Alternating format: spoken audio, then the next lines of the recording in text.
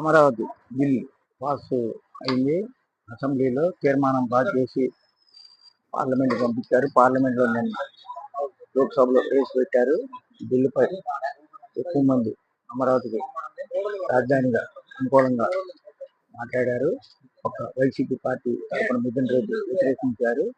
ఏదేమైనా అమరావతి బిల్లును లోక్సభలో ప్రవేశపెట్టడం జరిగింది.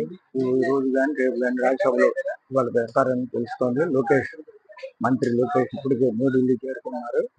ఇవాళ రాజ్యసభలో ఆయన బిల్లు ప్రవేశపెట్టేటప్పుడు అవన్నీ వీక్షిస్తూ ఉంటారు. ముఖ్యమంత్రి చంద్రబాబు ఒంటి మీద రామ్ కళ్యాణ్ బిజీగా ఉండటంతో లోకేష్ పని పూర్తి చేస్తున్నారు. అమరావతి బిల్లు ప్రవేశపెట్టడంతో ఇప్పుడు ప్రస్తుతం